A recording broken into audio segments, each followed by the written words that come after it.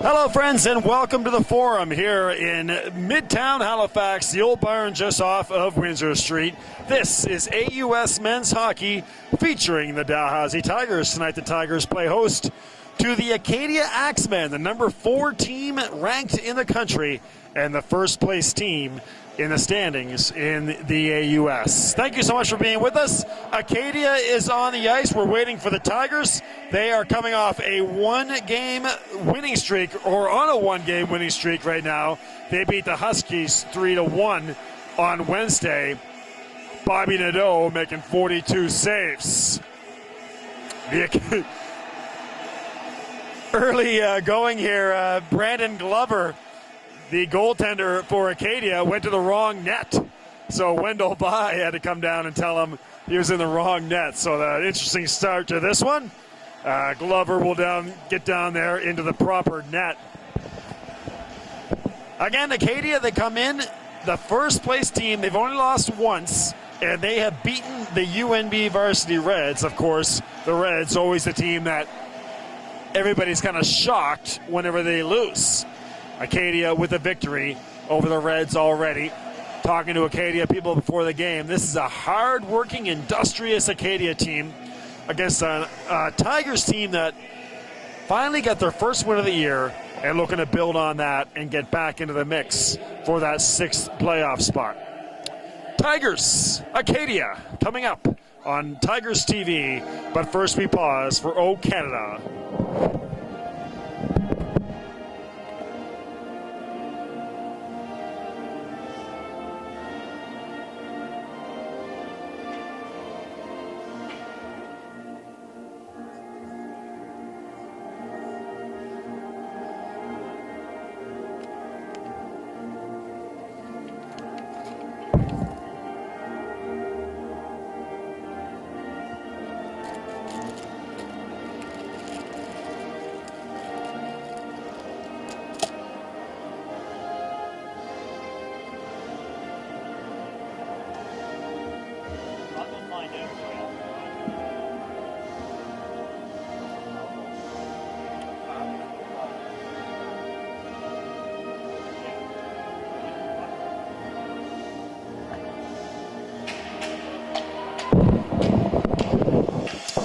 All right, here we go. Tigers in the white uniforms, Acadia in the red.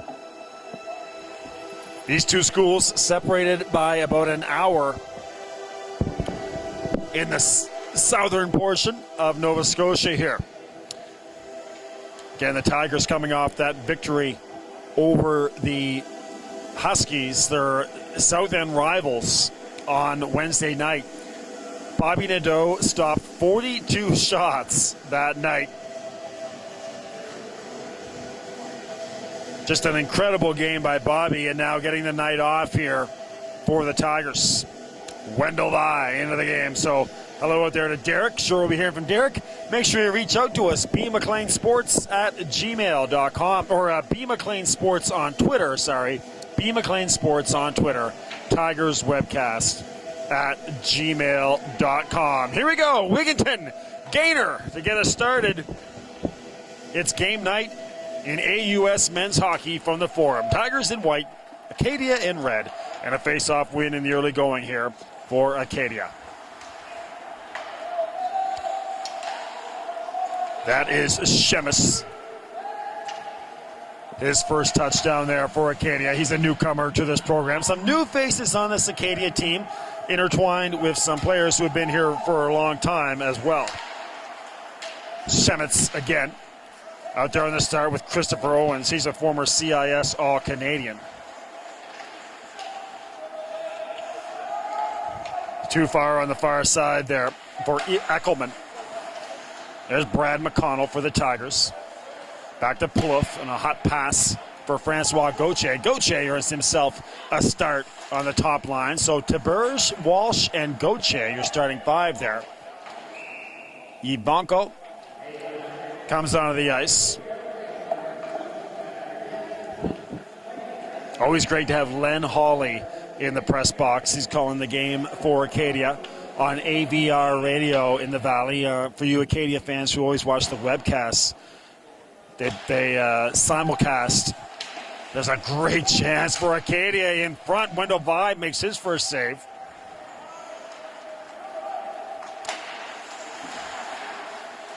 And puck bouncing around. Tiberge onto the stick here of Cazzola. Hot shot in front and another save for Vibe by Brett Thompson. So Vibe being tested in the early going. Bill McLean with you on Tigers TV. B. McLean Sports on Twitter. TigersWebcast@gmail.com to reach out. Cullen Morin onto the ice for Acadia, along with Gibbons.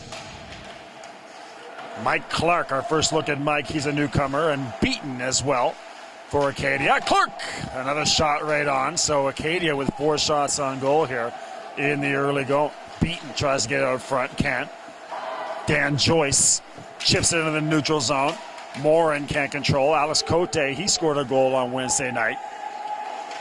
Glover can't clear. Tigers in front, deflected, and Glover has it fortuitously bounced between his legs. That looked like it was going to go into the back of the net off a wild ricochet. But Glover sprawls and has it bounce right in between his legs. So a great chance for the Tigers. Another indication that it always never hurts to just throw the puck towards the net. That one nearly went across the line.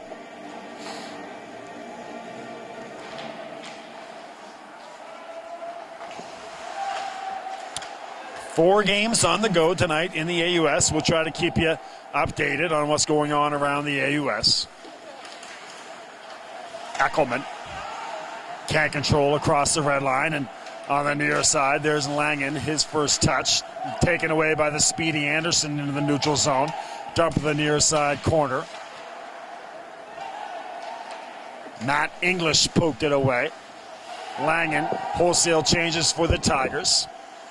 Out on the ice is Luke Medill. Hello to the Medill family watching in Red Deer. They were going to come down to Halifax for 3 games, so I'm not sure if they made it yet. But if not, hello in Red Deer. Hopefully the temperatures have warmed up a bit for you guys in Red Deer. Minus 26 when you were with us on Wednesday night. McConnell dumped it in. We still haven't heard from the McConnell family. Hope to hear from you guys there in Manitoba at some point. Hot pass, and streaking away with it is Mike Clark. Or check that, that is Tyler Ferry. Pass a little bit too far for Scott Trask. Talking to Len Hawley, he's a guy. There's a goal for Acadia. I was about to talk about Scott Trask. Alex Beaton scores. We'll see who got the assist, but Alex Beaton, the early goal for Acadia, 1-0 with 17 minutes left in your first period.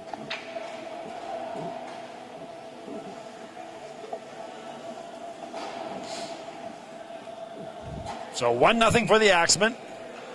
On a rebound goal for Alex Beaton. We'll find out who got the assists.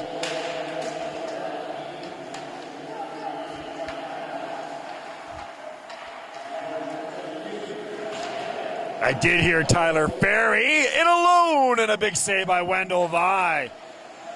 Acadia really piling on the pressure right now. Mike Cazzola. That goes off Tiberge. Hello to the Tiberge family in Sunbridge, Ontario. Fabian Walsh knocked away. Mazzola off the turnover. So a big push here from the number 4 ranked Axemen. They're on the verge of really making a big move in the national rankings. Number 4 coming into this week. And after Stu beat UNB on Wednesday, that huge upset, and Acadia defeated St. Avex at home in Wolfville, the Axemen should move up in the standings, maybe even to a number 2 spot. Alberta was playing Calgary this week. That was number 1 versus number 2. So the loser of that game could drop.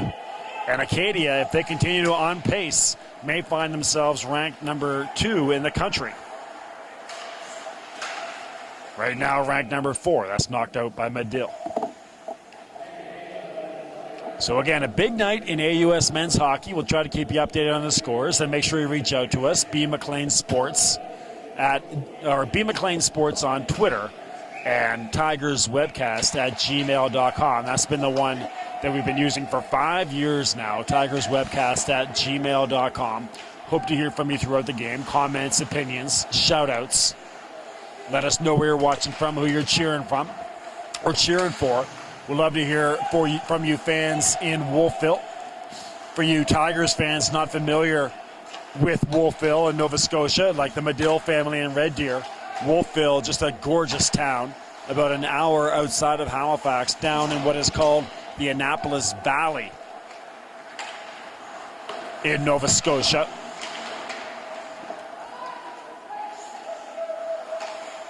About a 1 hour drive between Acadia and Dalhousie. Back this way comes Acadia. That shot offside was the Axemen. 14:57 left in the first period. Bill McLean and Joel McDougall with you from the forum on AUSTV.ca.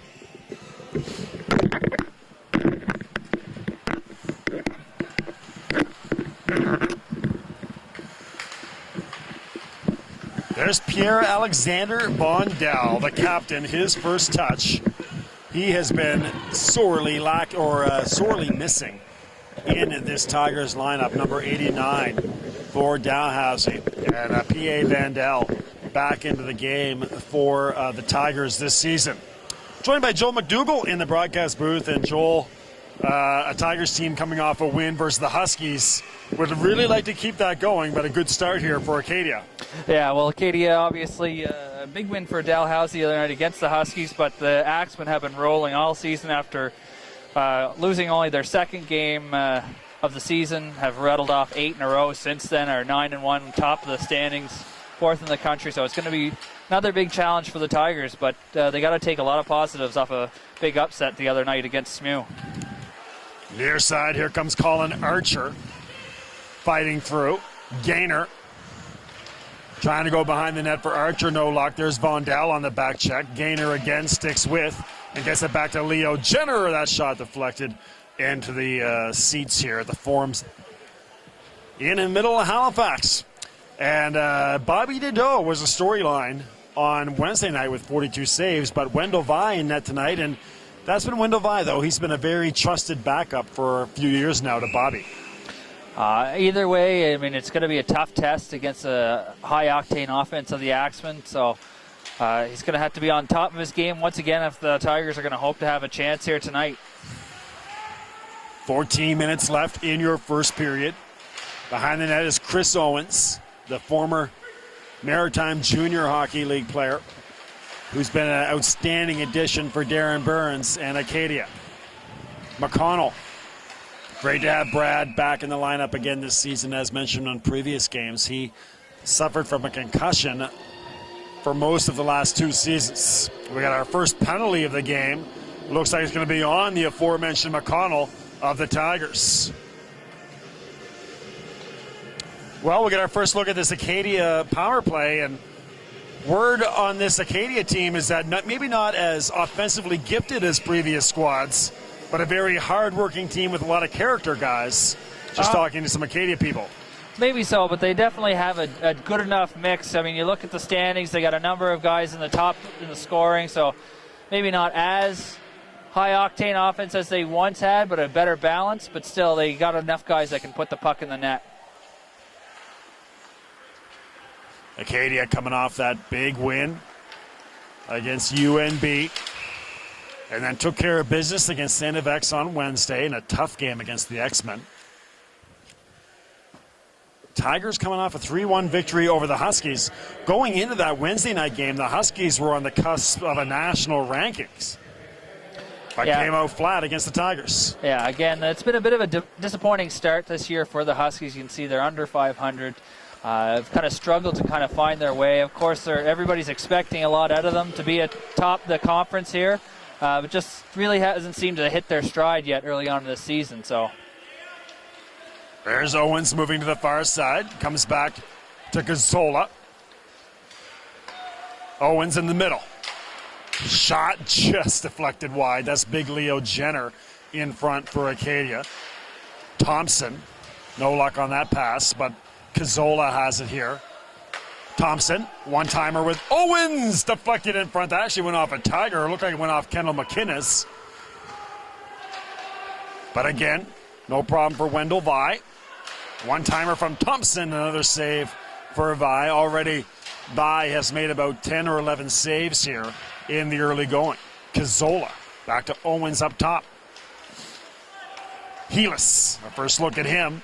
Getting action on the power play. That goes off the stick of Brett Plouffe. Down on the near side for McInnes in the corner. Trying to pin it to the boards, surrounded by Cazzola and Jenner. Brett Plouffe comes in to help. Medill there against Chris Owens. Wins it. Knocked away by Cazzola. Helis on the blue line now. He's got Thompson on the near side. Back to Owens in the middle. Right in the slot. And that shot goes over the crossbar. 6 seconds on the power play for Acadia. Thompson one more time. A blocker save. Penalty expires. Acadia will try to get one more shot off before McConnell gets back into the fray. Nice pass to the far side. Thompson, and held on to by Vi. And the Tigers will have a penalty kill. Very nice power play, though, by the Axemen. They move the puck very well around, move each other back and forth, moving positions. Makes it hard. Dalhousie did a good job of just kind of containing them to the outside, but Acadia got a number of good shots on net. Vi was pretty solid in the net, though, to stop what he could see. Remember, B. McLean Sports on Twitter, right there on your screen. TigersWebcast@gmail.com. Len Hawley also has the game on AVR radio for you friends in the Valley. This is the first place team versus the last place team at the moment. But again, the Tigers coming off that big win against the Huskies, trying to keep some momentum going. There's our first look at Big Ben McCaskill. He's one of the assistant captains, battling behind the net. Near side a little bit too far for Walsh. Morin dumps it into the corner. There's Travis Randall, the longtime Moosehead, and Moosehead fans know Travis Randall very well. He was the leader of that group of Mooseheads that, well, let's just say they weren't as good as Nathan McKinnon and his team. No, certainly not. Randall certainly has another skill set to him. Tough, great leadership. Was a great leader for that younger, skilled squad of the Mooseheads, transitioning them. Randall was a guy who just hung in there and never said boo, despite all the problems that Mooseheads team had, as you mentioned, was just an incredible leader.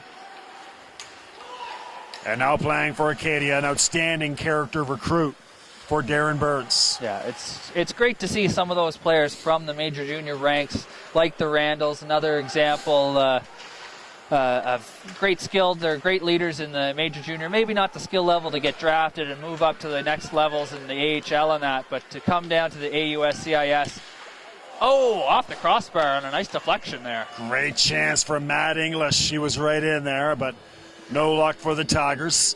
Halfway through this first period, 10 minutes left, at 1-0 for Acadia.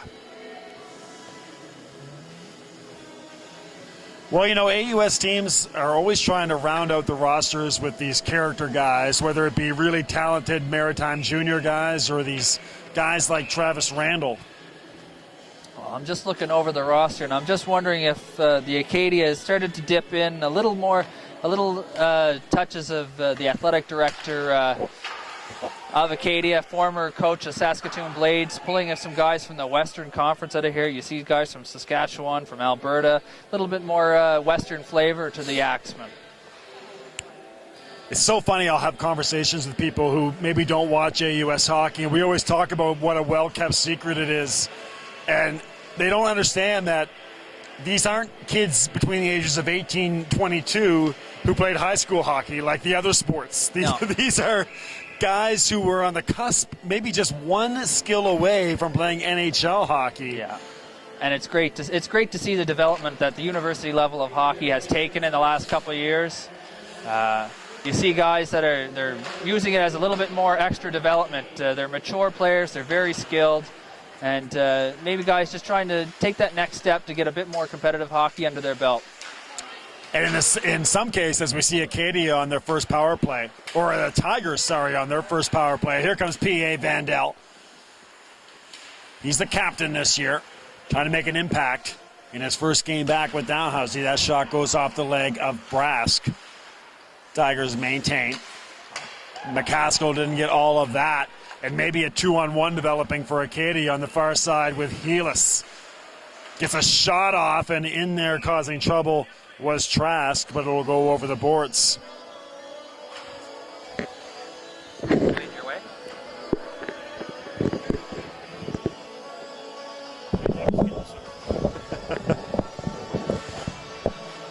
So 1:15 left in this first period. And speaking of staying on that point, some guys in this league who may still have a chance at an NHL career, we've seen a lot of AUS guys go to NHL training camps. Well, you look at obviously Joel Ward is the prime example that had played here, played for UPI and finally made it in the NHL and has actually had a fairly good career so far.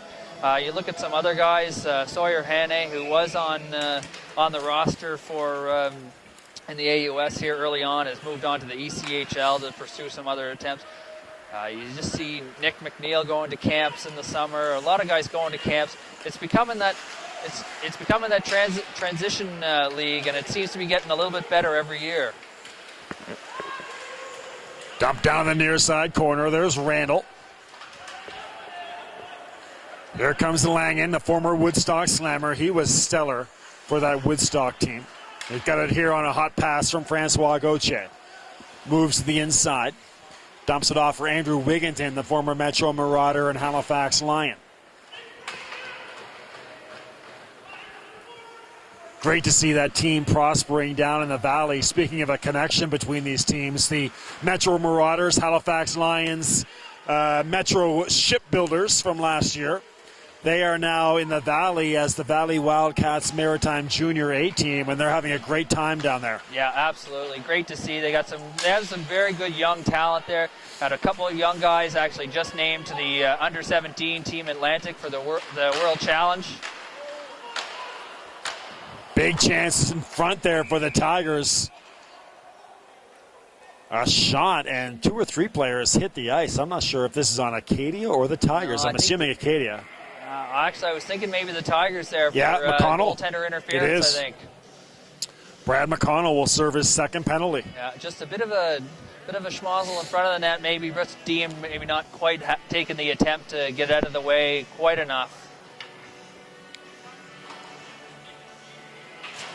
Speaking of which, speaking of the Twitter and the email, Philip Wright, the backup goaltender for the Tigers, will be our guest during the second intermission. So if you have questions for Philip, make sure you send them along at the Twitter on your screen and tigerswebcast@gmail.com. Acadia leads 1-0, under 8 minutes left. Owens fires a shot, and that was pegged. But Wendell Vi managed to get a blocker on it.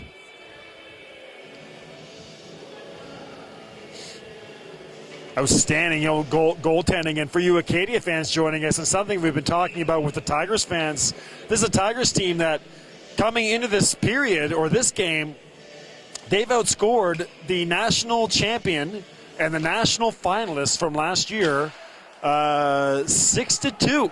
They outscored UNB 3-0 over the last 2 periods, lost 4-3, and then beat St. Mary's 3-1. So actually 6-1.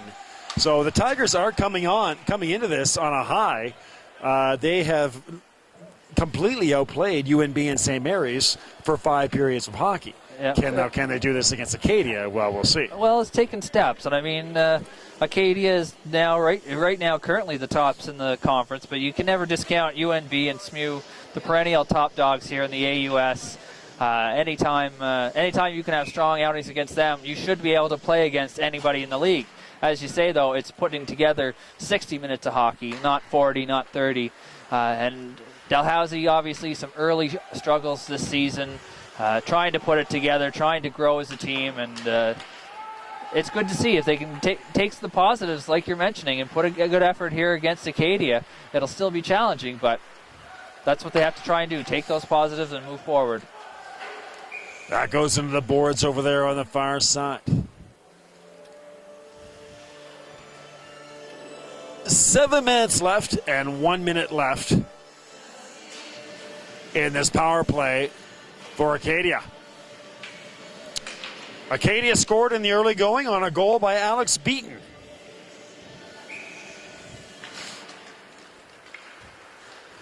Dan Joyce can't get a shot off on the penalty kill. Here comes Cazzola back through the neutral zone. Jenner hot on the chase. Chipped away by Brett Plouffe. Dan Joyce high off the glass and into the neutral zone. Helis. Beautiful pass in stride for Cazzola. Tipped away nicely by Plouffe. Thompson. A little hesitation shot there that nearly fooled Wendell Vi. Thompson again has it on the far side. 30 seconds left in this power play. Low along the ice. Vi, I wouldn't be surprised if he's easily up to 15 saves by now. And we have a call forthcoming.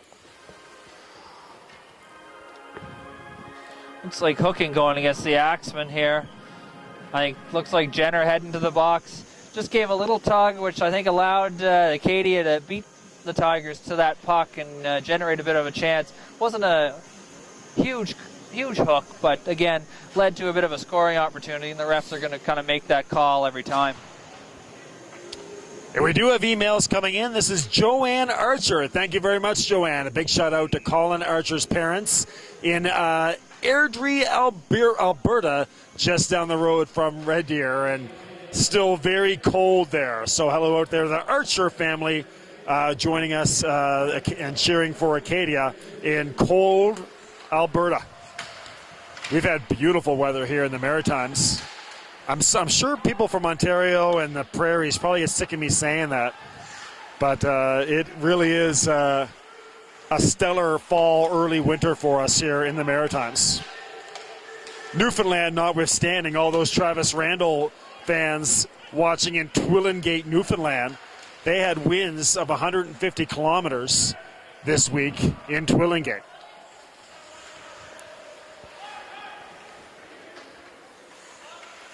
All right, so a minute 15 here for the Tigers. Here comes P.A. Vandell.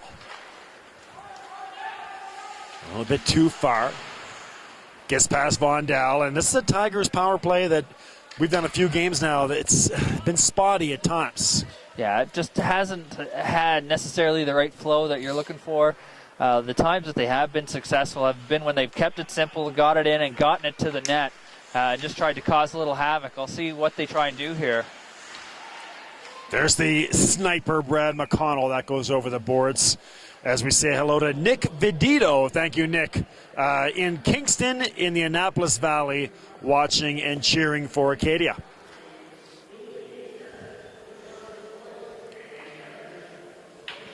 Five minutes left in this opening period.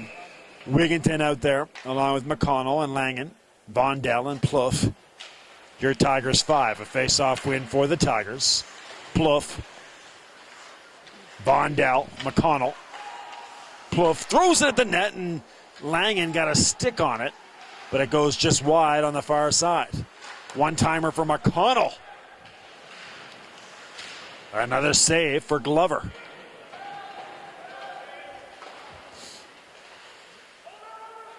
Langen. A little battle comes to P.A. Vandell. Or McConnell, sorry. Plouffe, there's Vandell. Back to Plouffe, mishandles and heads up here. It is a breakaway for Anderson. And he is well wide on the near side. I don't know if Dylan misfired. Yeah, misfired. He caught that a little bit too much on the toe of the stick and obviously didn't go where he was hoping or trying to put that one. That was maybe 3 feet wide. Meanwhile, Acadia now comes back on another 3-on-1. Nice poke check by Wendell Vi. Helis looked like he was going to backhand that in, but Vi got a stick on it. So Acadia has had the two best chances on the power play. They had the breakaway and the 3-on-1. Tigers dodge catastrophe. Wigginton on the near side battling against several Acadia players, including Gibbons. McCaskill loses it. Another 2-on-1 maybe developing here for Helis. Couldn't get an angle. Retreats. Off the skate of Morin. McCaskill in the near side corner. 3:35 left in this opening period. Bill McLean, Joel McDougall with you from the Forum. Gibbons heads up. That goes off the post and back into the legs of Wendell Vi. Wow. Yeah, that is going to be a group of Axemen heading back to the bench, shaking their heads. Yeah, certainly. Lots of chances for the Axemen. In some ways, they're kind of defeating themselves. Breakaway just misfired on the shot. They had another chance just after that. Little poke check by Vi at the same time.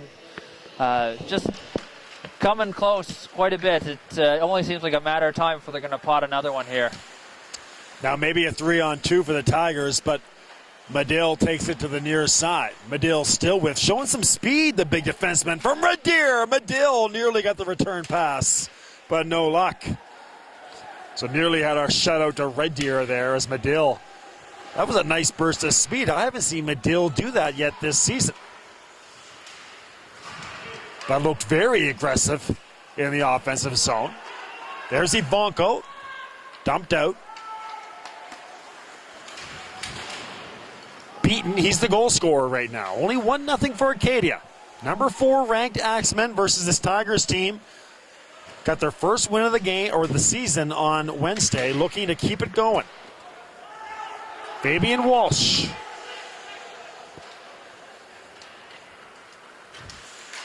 Ivanko couldn't chip it to Wigginton. Medill dumps it down to the near side corner.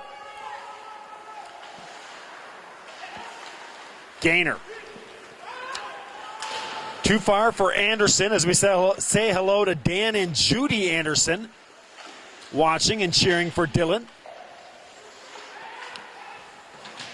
Cheering for Acadia, of course. Thank you very much, Dan and Judy. Glad you're enjoying. Down to the near side corner. There is Dylan Anderson. Couldn't control it. Off the skate of Colin Archer. The Archer family checked in with us. Great to hear from you guys. And on the far side, there's Eckelman. And Eckelman way offside here, and they will finally blow that down. And enjoying the camera work of Joe Nearing. So great job by Joe. Joel McDougall, Joe Nearing, Bill McLean. You're watching the Tigers on AUS TV.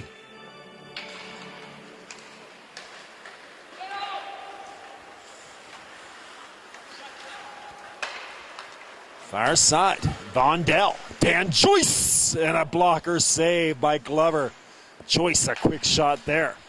McInnes, the turnover.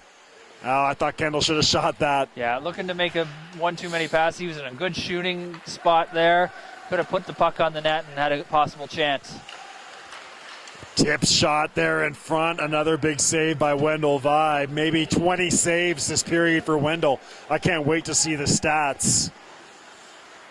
Not that the Tigers haven't had their chances. They probably have at least 10 or 11 shots as well. Down to the far side. There's our first look at Pascal Amyot. So Pascal been used sparingly. He's the big former defenseman with the Mooseheads. Ivanko, speedy! In the goal! The Tigers score! Ivanko got it started. And it looks like little Fabian Walsh finished it off.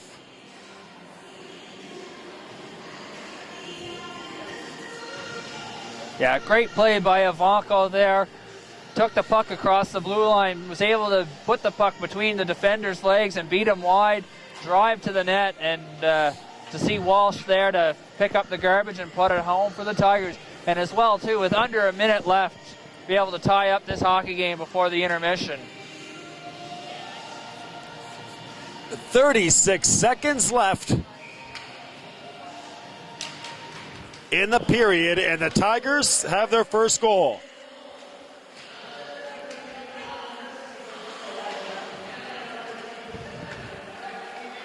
Fabian Walsh. We talked about that line in our first game when they played UPI. That was a disappointing night against the Panthers. But that line of Walsh and Ivanko and McInnes. Well, it was interesting to see.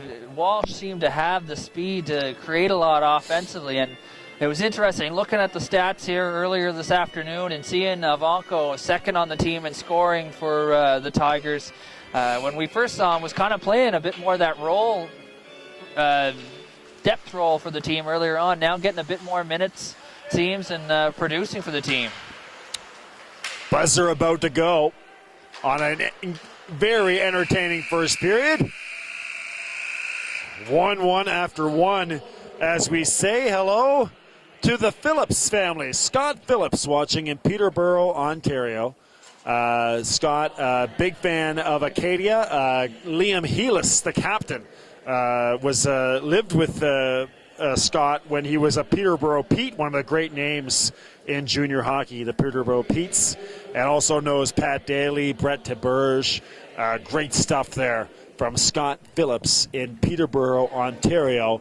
Thank you very much, Scott. So Acadia fans checking in full force and cheering for this Acadia team. But Tigers fans watching, again, just to kind of, it could be one of those years for the Tigers where you take your victories in stretches.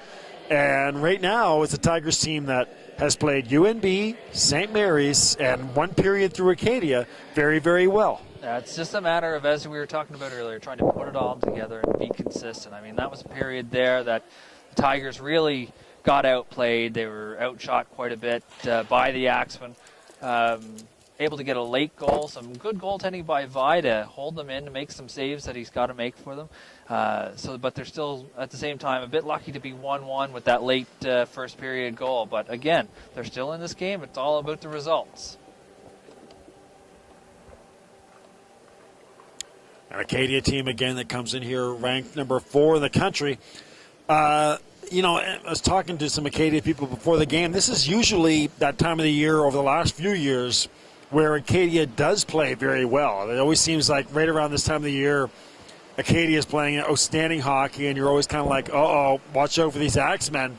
And then in the second half of the year, they go through a little bit of a tough stretch, and then end up losing in the quarterfinals or in the semifinals.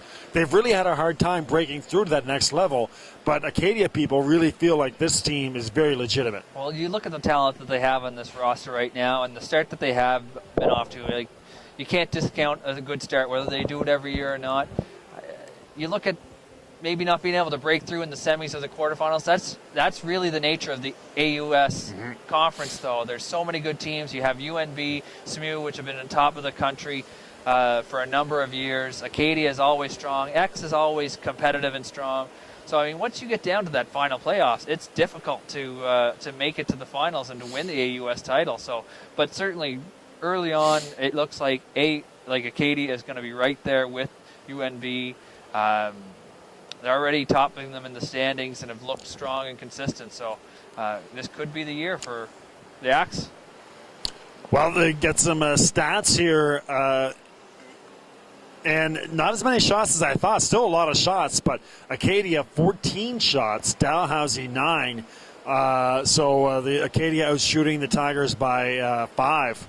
I think, a lot of times Acadia had some looks that were deflected just wide, too. There was like 3 or 4 shots that could have easily – there was one that went off the post. Yeah, certainly. They had a number of chances. A couple of those power plays, it looked a bit like a shooting gallery there. And as you say, some of them didn't hit the net, but they had good scoring opportunities. I mean, if you want to take it to like how soccer puts it, shots towards the net, not necessarily on net. They certainly had quite a few going there.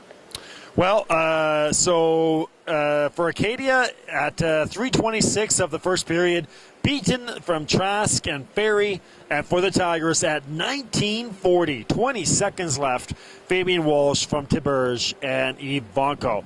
We're going to take a quick break here. There's some problems with the SMU Dow game over at Alumni Arena. They're having a hard time with the audio, so I'm going to see if we can try to figure that out for those folks. But we'll be back here in about 10 minutes to get you ready for the second period. Keep those emails and tweets coming. Lots of emails coming in. Great to hear from all you Acadia fans. Hope to hear from you Tigers fans as well as we keep moving along here. We'll check the Twitter to make sure. Nothing coming on Twitter. MJ from cheering on the Tigers sent us a picture. minus 11 in Red Deer right now. That's not bad. Minus 11 in Red Deer, and they have some snow showers.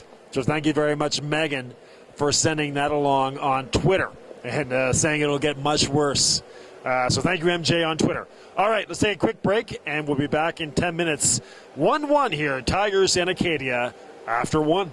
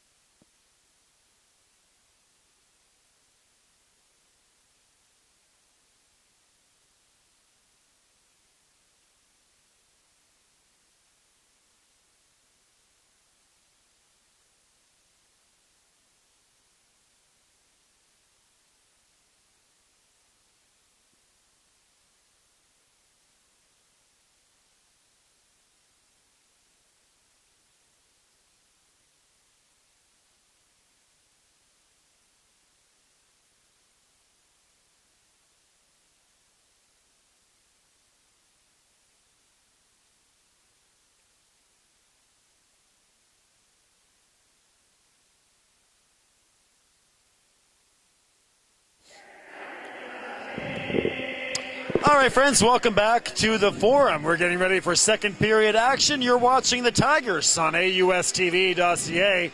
Tonight, the Dalhousie Tigers hosting the Acadia Axemen. And we got a good one here between the first place team, Acadia, and the last place team, the Tigers. But again, the Tigers have been playing outstanding hockey lately. And they played UNB very tough, beat St. Mary's, and now 1-1 with Acadia. A special hello out there to Steve Betts. Thank you so much for joining us, Steve. Great to have you with us on the webcast. And glad you are enjoying the game from home there. Well, Joel McDougall, again, a Tigers team that has weighed heavily on Wendell Vi. And you got a feeling Wendell so far has made 14 saves. I got a feeling he's going to be making maybe 40-plus saves tonight. He's going to have to keep that up. We mentioned itself. We seemed like there was a lot more shots that period. Acadia had a number of chances, either deflected wide, had a couple posts there, breakaway where they didn't actually get the shot on net. So, I mean, there was a lot more chances, I think, than 14 shots really kind of indicates. So Vi's going to have to continue to be strong. While the Tigers, they're going to have to take the pause of that late first period goal. They really should be down. They could be down by a lot more in this game, but it's all tied up here as we start the second. Here is Gaynor, stumbling and falling over the fresh ice. Is Gaynor. There's Shemitz. Saw Shemitz start the first period for Acadia, then not too much after that. Breaking through the neutral zone is Dylan Anderson. Again, hello out there to the Anderson family watching. Gaynor to the far side corner. Brett Plouffe on the chase, and Medill as well. Minus 11 in Red Deer, Alberta. Thanks again to MJ for sending out that tweet. Good times here tonight at the Forum. Acadia fans and Tigers fans checking in, and Steve Betts as well. It looks like Tigers are gonna get an early power play here in the second period as Anderson's going off for cross-checking. Just a little overly aggressive there on the forecheck. Broke up the play, and back referee had a great view of that, made the call.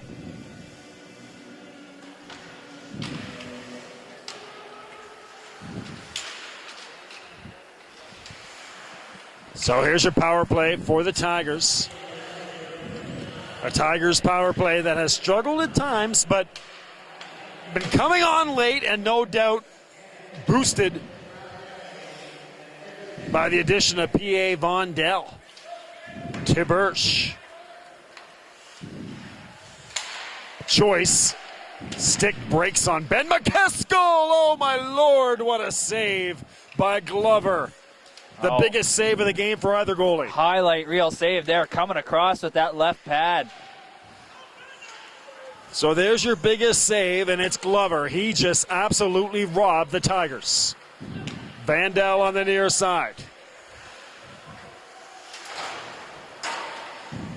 What a win this would be for this Tigers program if they could somehow get a goal here and pull this thing out after the start. We were talking, Mike Barkhouse and I, on Wednesday night. You know, the Tigers, people don't realize they've been road warriors in this first part of the AUS schedule. This is only their fourth or fifth home game. They played a lot of games on the road. So maybe just starting to get their feet comfortable are the Tigers. That a little bit too far for McConnell. Yeah, it certainly helps to be able to be at home, get a little bit more of a consistent schedule, practice-wise as well, too. Get more into that routine. McConnell. He's a welcome addition again to this Tigers team. They've sorely missed him. And was Wednesday night a home game for the Tigers? Yeah. I mean, it was, exactly. Playing St. Mary's. The Huskies with that. If you've ever been in the Huskies dressing room here at the Forum, I don't think the Huskies ever want to leave the Forum. They're set up very nicely here at the old barn off Windsor. Pascal Amyot holds it in. Tigers fighting hard here. Power play has expired. Amyot, a wild shot that goes high, and behind the net with it is Shemitz. Shemitz to the near side for Ferry. Ferry had an assist on that first goal. Here's the speedy Gaynor. Gets a step on Amyot. Big Pascal rubs him out on the near side corner. Chris Owens, a shot off the leg of Wendell Vi. Blast by Shemitz, a kick save by Wendell. He has been outstanding.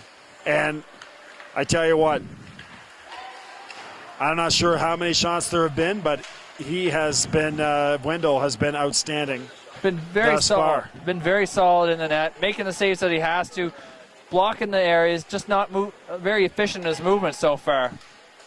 2 games in a row that the Tigers goaltenders have been incredible. Bobby Nadeau, Bobby's in his 5th year right now. That may have been the best game I've ever seen Bobby play. Was that Wednesday night game against the Huskies. Gorgeous pass and another blocker save by Wendell Vi. So Vi is dialed in here, and as the thing about Tigers goaltenders is that they know every game they play, they're probably going to see 40 shots. Yeah, it certainly is. They tend to get outshot quite a bit. A lot of chances, and there's a lot of high-octane offenses in this conference, so they know it's never going to be an easy night. So, again, Vi's just going to have to make the saves that he can make. Try not have to be outstanding, but...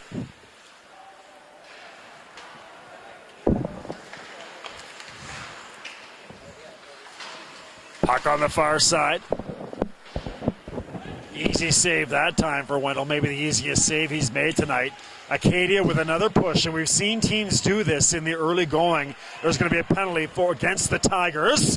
One-timer miss. Meanwhile, the Tigers down on the ice. I was going to say something happened behind the play. I didn't exactly see it either, but it almost looks like he could have taken a stick. He's covering his face.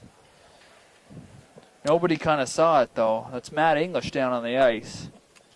Hopefully Matt's okay. We don't see any of the red coming out there as he's kind of holding his face, which is always a good sign. You don't see any blood on the ice, but still down is Matt. Now, there is a penalty coming up against the Tigers. Yeah, little hook there on the play. Was almost curious if there wasn't going to be something going back the other way, because it was just a tiny little tug. The Axemen player looked like he kind of jerked back a little bit of embellishment there just to make sure the ref saw it, but certainly was a hook on the Tigers. Well,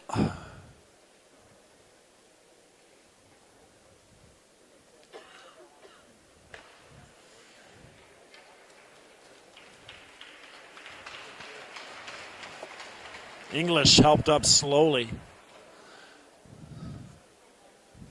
Looks like he's grabbing at his mouth there, which would be one of the better things. You just always make sure that there's nothing in the eye or anything. He's having a little bit of a chat there with a few of the Axemen as he leaves. And the penalty is going to be on McCaskill. So a 5-on-4 for Acadia. But I was just going to bring on a point there before that ensued, was that this is what we see on a regular basis with the Tigers. Teams come out at the start of every period and really have a show of force. And a lot of times the Tigers, it's just a matter of just trying to withstand, not giving up a goal in the first 5 minutes. It's a bend, not break mentality, right? And they have to try and withstand that. They've had some good opportunities themselves there. The early power play they had, they got to try and do a little bit more of that. Again, see here with an offensive chance here on the power play for the Axemen. If they can just keep them to the outside again, just try and minimize the chances they get and take the kill. Dan Joyce cleared for Dalhousie, and the Tigers, more often than not, if they can withstand that initial push, have a good chance of finishing the period on even keel with these dominant AUS teams. That's been a little bit too far for Thompson. This is an Acadia team maybe playing the best hockey in the country right now. 8 in a row in the AUS. Another save for Wendell Vi. But anytime, AUS, as we all know, from top to bottom, it's like the SEC of NCAA football. It is the best conference in the country. So when you can rattle off 8 wins in a row, you're playing some pretty good hockey. Yeah, definitely. And it's been against a lot of good teams. You look at SMU, UNB, St. FX, all strong teams in the conference here. You have some, I suppose, weaker teams as you're going to have in any conference. But as we've seen, even the weaker teams like Dal and St. Thomas, even with their upset over UNB the other night the same way, there's no really easy pickings in this conference. Great chance there. Beaton, he's got the goal for Acadia. Shemis to the far side. No luck on that shot by Morin. Didn't get all of it, and again, Wendell Vi will hold on. 47 seconds left in your power play. 14:30 left. Well, Huskies hockey coming up tomorrow night on AUS TV with Steve Betts and Mike Barkhouse, or as we call them around here, the B team will have your Huskies broadcast. And the good thing about Tigers TV is we always have the colors on the scoreboard appropriately labeled. That shot wide. Deflected, and that goes over the crossbar. So Barkhouse and Betts tomorrow night on AUS TV with your Huskies game. Joel and Bill here for the Tigers tonight. We got a good one. 1-1. Owens, ever so dangerous. That shot goes just wide. Pascal Amyot calmly. And Dan Joyce, he has been outstanding this year on the penalty kill. Think about Dan Joyce, is a very cool head out there. Yeah, you can see there was a cool play all the way around there. By the defenseman to get that puck up, not immediately just rough it off, get it up to Joyce, who made a nice little play to get it down the ice. Owens, stick lifted. Brad McConnell on the far side. Langen, McConnell, and the pass went behind him, and that's twice now that we've seen the Tigers maybe trying to do too much with the pass. Yeah, again, I don't know if McConnell is a little bit weary after the penalty kill here. Decided not to take the puck himself, waited for help. That was a great wraparound try for Andrew Langen. I tell you what, Langen, I would have loved to see Andrew shoot that puck. You know, he was a guy who was such a stellar scorer. I mean, you had two guys there, McConnell and Langen, who were outstanding snipers in the junior hockey league for their respective leagues. Yeah. Hard to believe not one of them could shoot the puck. Exactly. And the Tigers, they are going to struggle to get the offense. So they really, when they get into good shooting areas, they're going to have to take their chances, take their shots when they can get them, instead of trying to make a pass and try and get an even better opportunity. If you have a good opportunity in front of the net, let her go. Far side. Buonamo, our first call at Buonamo. He's a newcomer for this Acadia team, wearing number 20 out there on the defensive end, tipped in and held on to by Wendell Vi as we say hello to Derek Vi. Great to hear from Derek again. Thank you so much. And Grant McConnell. Thank you so much, Grant. Great to hear from you there in Manitoba. Two of our favorites over the years, Grant and Derek, checking in on Tigers webcast at gmail.com.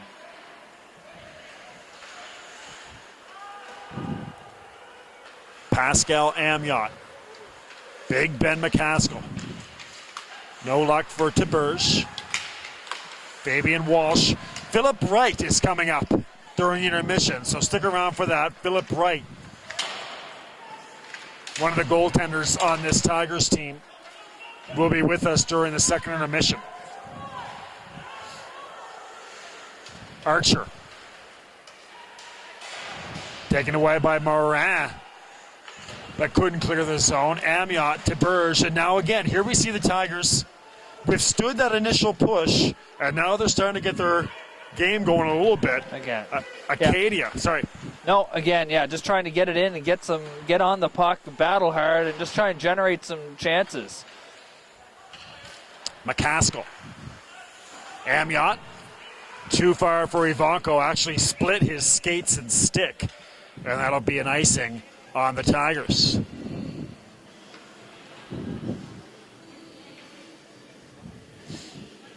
"12 minutes left in your second period.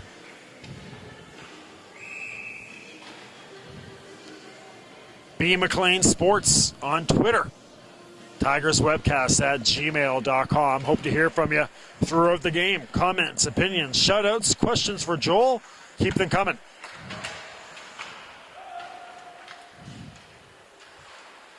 Spin around and firing there was Mazzola. And then that shot went through the crease off the stick of Helis. Near side for Ivanko. He was outstanding on Wednesday. Walsh. Wigginton on the chase, cleared aside by Glover, onto the stick of Morant. Morant surrounded by Tigers. Wigginton creates a turnover. Gauthier had a wild hack at it in front and a blocker save again by Glover. Great forechecking by the Tigers right now this shift, and they're getting chances out of it. Wigginton again nearly scores off that forecheck. Gauthier was in there. A lot of jump for Francois tonight for this Tigers team. No icing, waved off. Medill. Brett Plouffe, the longtime Tiger. Nicely done off the boards for Joyce. Big Dan, now in his third year with Dalhousie. Throwing the body is Joyce, the former Maritime Junior Hockey League outstanding player. Assistant captain for this Tigers team. Gainer on the far side. Drops it. And that pass doesn't get through. Not sure if he dropped that or just mishandled. Either way, no luck. And offside are the Tigers. 10:30 left in this period.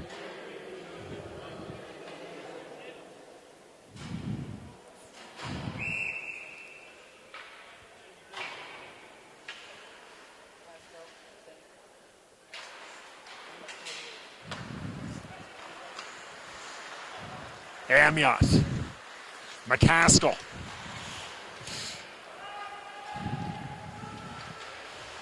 There's Trask to Owens. Gloved ahead by Clark. There's Pascal Amiot. Beaten. No luck.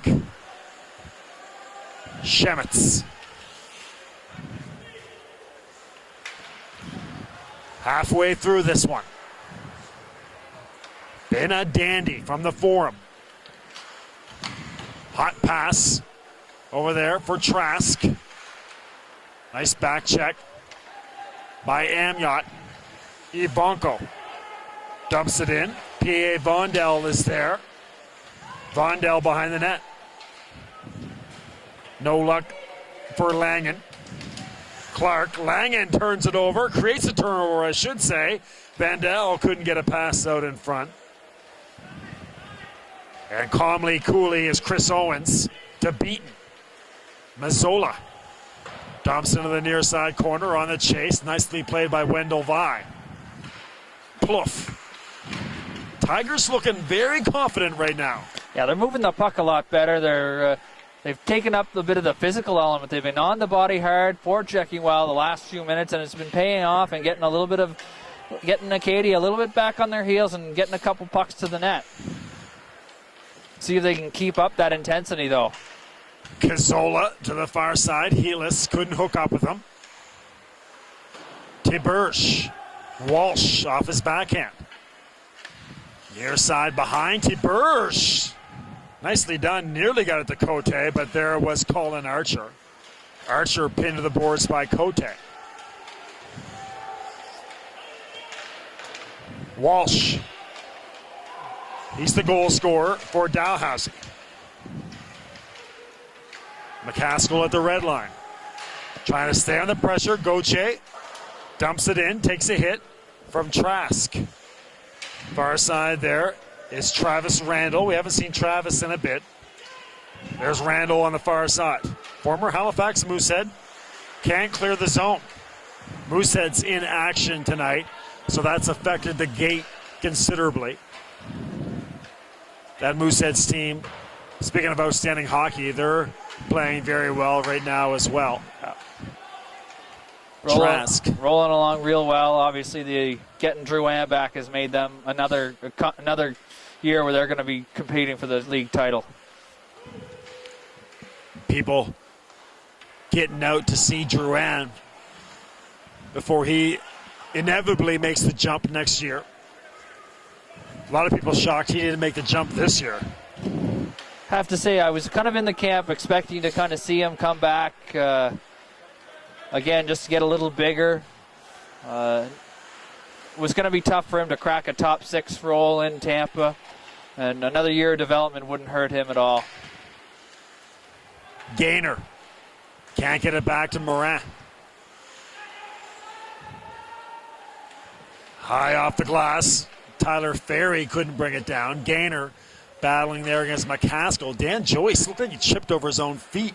Goes sliding in and now put on his back. Gets back up. On the far side there is Anderson. Anderson. Far side corner. Nice cycle down there. Anderson again. But rubbed off the puck. Vandal across the red line. Dumps it in. Gaynor got a stick on it. Had a long stretch here without a whistle. We're on 6.5 left in this second period. Maybe 4 or 5 minutes of action without a whistle. Anderson. McInnes. That's high into the air. Owens, discombobulated for a second, gets it to the backhand over there for Morin. Nicely played to Beaton. To the backhand.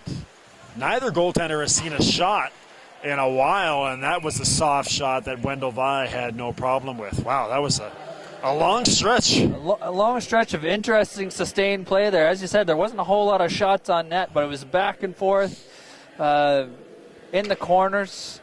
Both teams kind of fighting for the puck, trying to get a little bit of the advantage possession-wise. Not necessarily getting a lot going towards the net, though.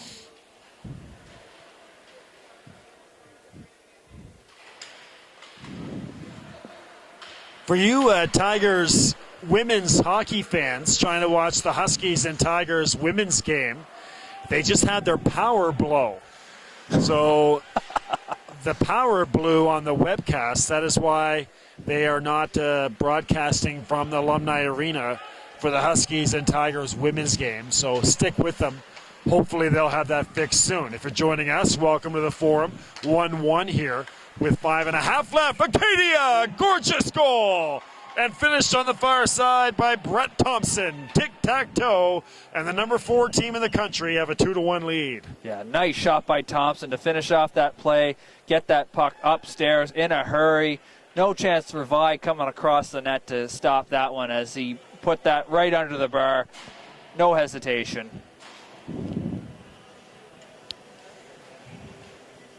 So Acadia finally breaks loose. Beautiful passing play. Now we'll see if the Tigers can respond one more time. They scored their first goal with 20 seconds left in the first period. Thompson and Beaton for Acadia. Fabian Walsh for the Tigers. It's been an outstanding 7 days of hockey for this Dalhousie team. Can they respond one more time? Gauthier just batted that a little bit too far for him. McConnell on the chase against Leo Jenner. Gauthier battling in the far side corner against Travis Randall. Beaten in there as well. Brett Plouffe throws it at the net. McConnell couldn't get a stick on it. We've yet to see Brad break loose this year. He really set the AUS on storm in his first year as a sniper. Heads up, Beaten by again. Got that pinned under his pad. Just got enough of it to stop. It was kind of pinned under his pad there. Wanted to try and keep going through him, but he was able to just get enough of it.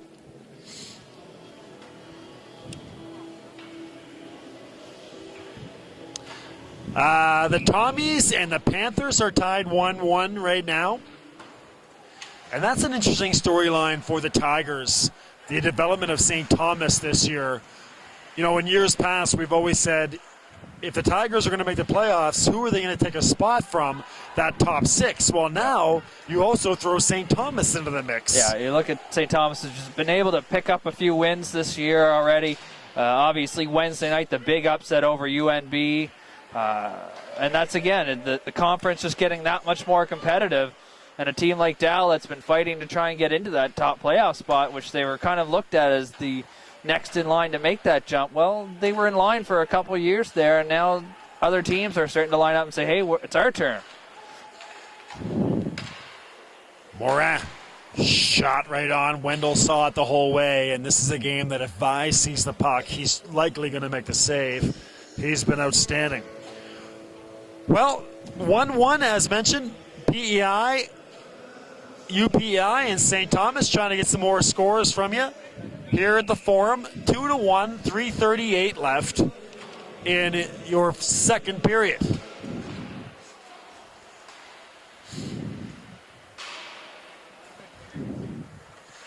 Far side, Fabian Walsh. She's the goal scorer for the Tigers. Plouffe. That pass a little bit too far for Tyler Ferry.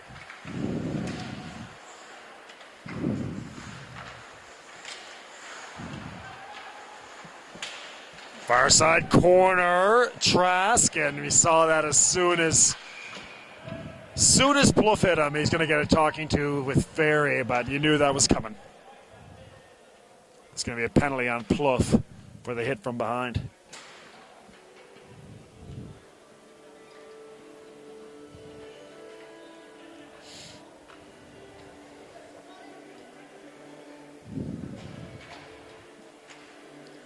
So Plouffe will sit 2. Well, actually, I shouldn't say it too soon. It is 2 minutes for Plouffe.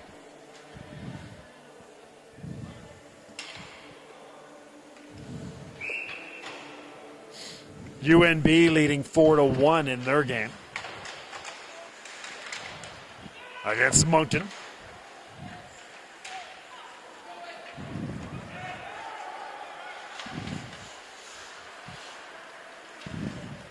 And now I'm saying that actually might be Moncton leading 4-1. We'll check on that in a second here.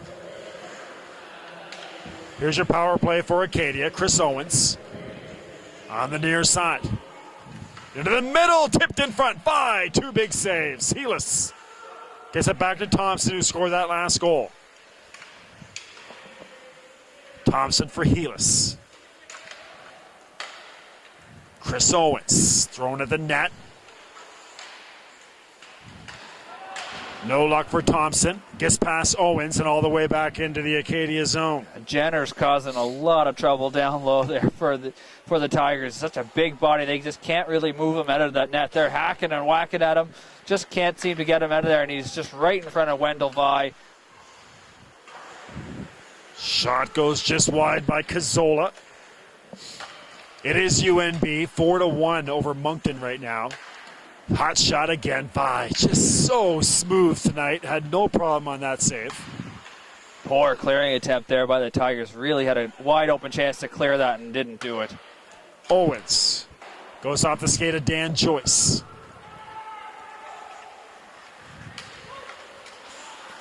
Thompson on the near side. Dangerous here. Helis in front.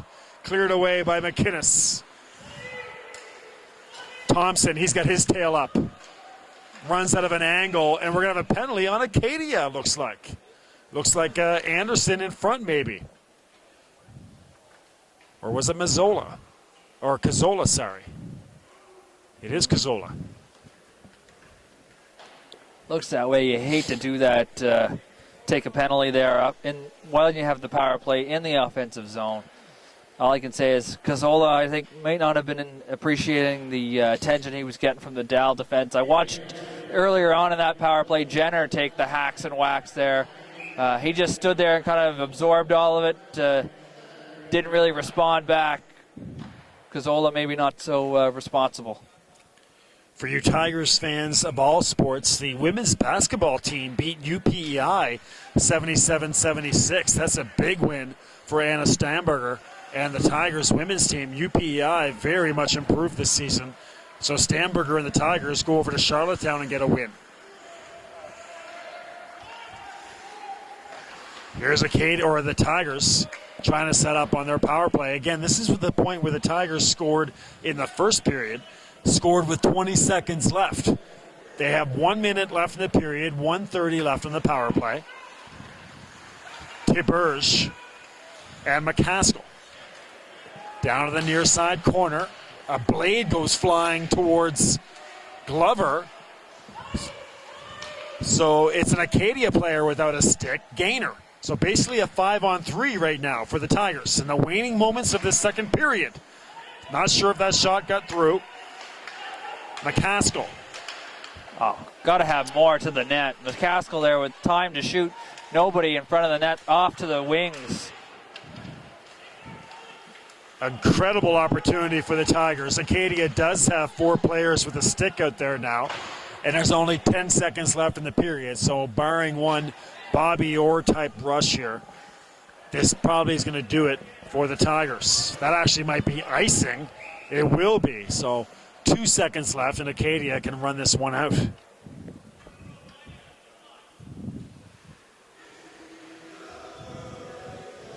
Well, no luck for the Tigers on that power play. Still 30 seconds, though, when they come out in the second period. Make sure you stick around. Philip Wright is coming up, one of the goaltenders for the Tigers. Philip Wright will be here. Ray Ivani saying hello. Thank you very much, Ray Ivani, cheering on Acadia. Thank you very much, Ray. Great to hear from you. And Steve Betts checking in. Stu 1, UPI 1. So the Husky or the Tommies and Panthers 1-1.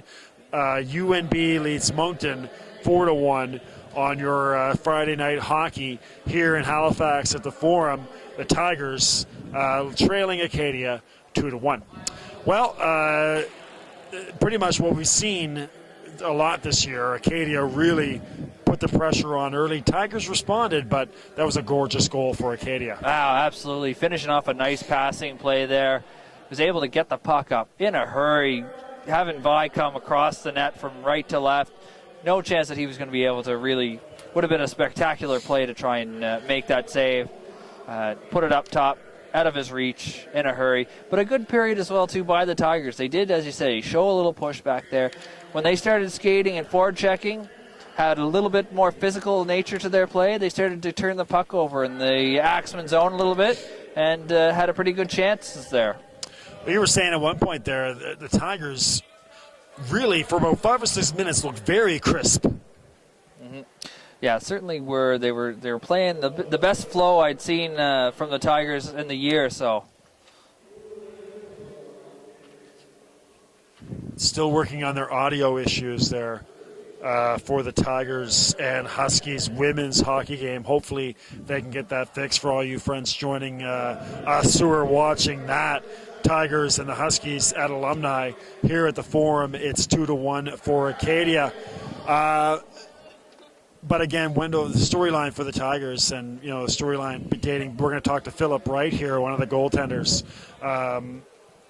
Tigers goaltending this week against UNB, Wednesday night against St. Mary's, and now here against Acadia. 3 of the best teams in the country, and Tigers goaltending has been outstanding. And it's going to have to be, if they're going to be in these games, to upset teams like St. Mary's, to have a chance against teams like Acadia, it's going to have to be their goaltending. They don't have the firepower to match goal for goal with a lot of these teams. So it's going to have to be their goaltenders like Vi, like Nadeau, to make the saves that they're going to make. They don't always have to be spectacular, but they have to make the saves that they can see, make the saves that they should make, and then just hope that they're able to limit the chances and have their team take advantage of the opportunities they get at the other end. An issue for the Tigers this year has been scoring.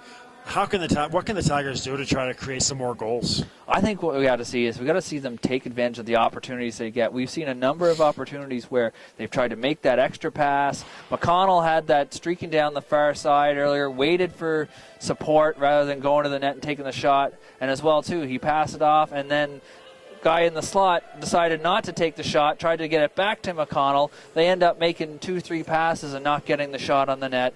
As well, too, they got to drive to the net. Late in that period on the power play, they had a great chance with McCaskill had a wide open lane to take a good shot at the net. Both Dal Tiger players are off to the side rather than driving to the net, getting in front of Glover and trying to disrupt his sight lines. So right there, I think that's it. Get pucks to the net, get bodies to the net. Those are the 2 big things that you're going to do if you want to try and score.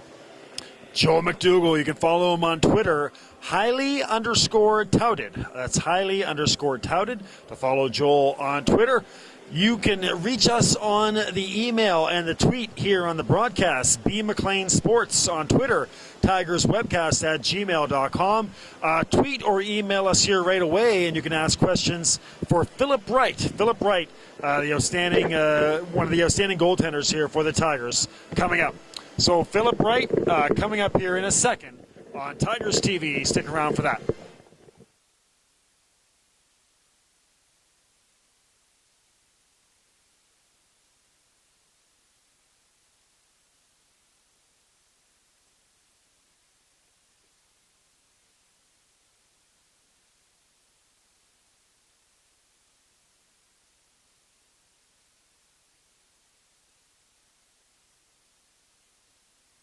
Good.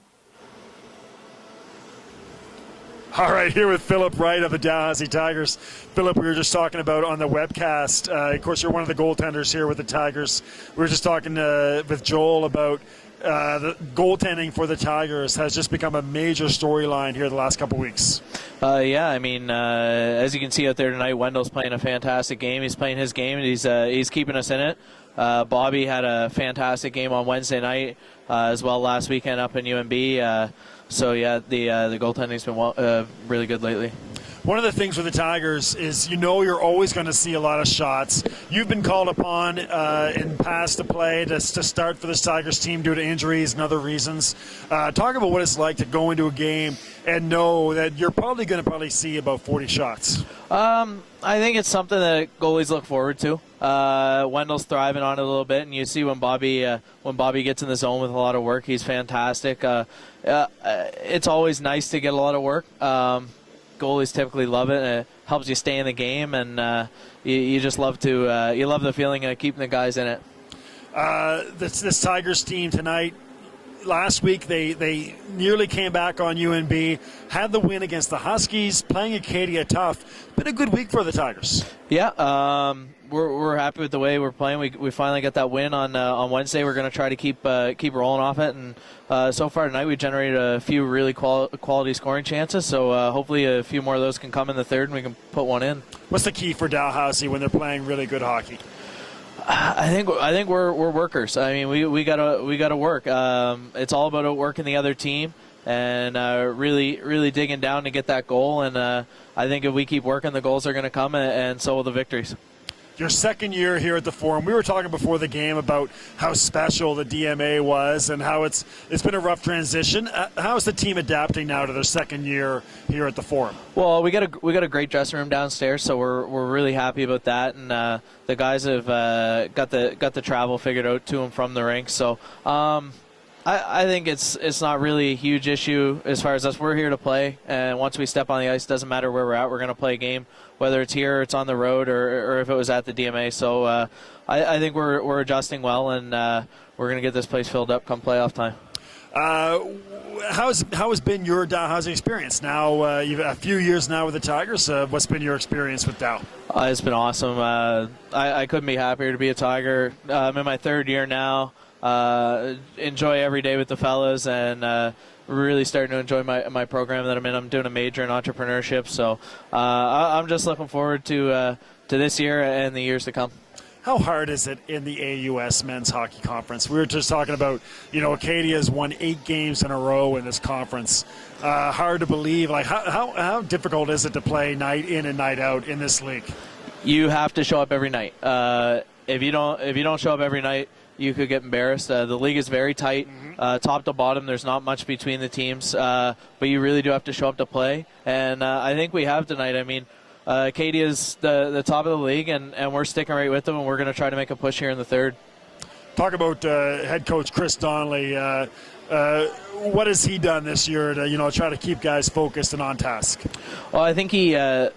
With all the guys we have, we've been able to build a real good foundation, and the new pieces that have come in, they've been really good character guys in the dressing room, and a few of them have really stepped up early and helped us out. So I think as far as the makeup of the dressing room, it's really good, and that's going to help us down the road, and we're sticking together, and we're going to get some wins. You're a local guy, but you get a lot of these guys coming from Ontario and out west to play here in Halifax.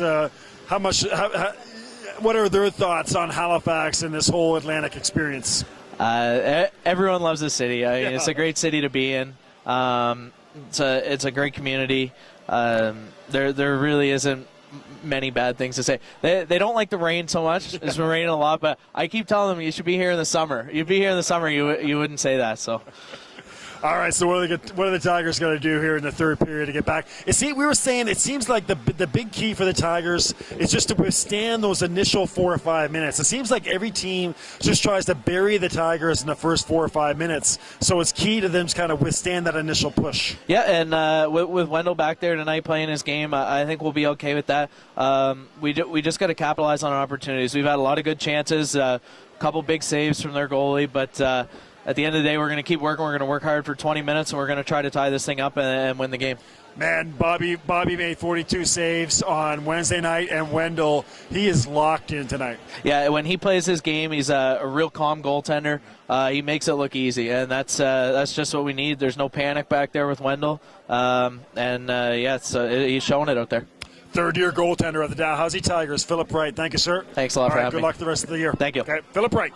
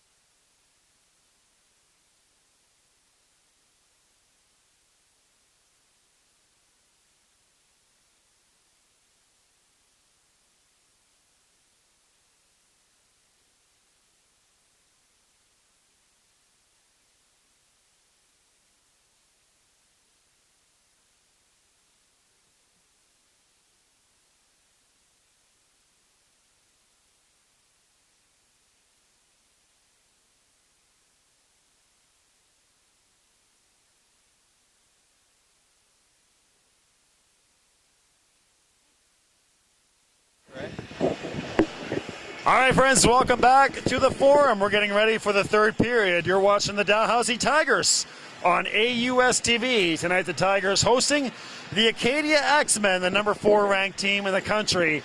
And we got a good one going on. 2-1 for Acadia after 2 periods. And no surprise to the shots on goal. 30-15, Acadia outshooting Dalhousie. But the Tigers, of those 15 shots, the Tigers have probably had the best chance of the game. We forget Glover just absolutely robbed Brett Tiberge. Yeah, huge save by Glover there in the second period. Dal had a number of good opportunities there. They had a power play early on, generated a few chances in that second period. Later on, they got onto the forecheck. Seemed like they really put a press on, and they started to turn pucks over. Were able to generate a little bit of possession deep in the Acadia zone.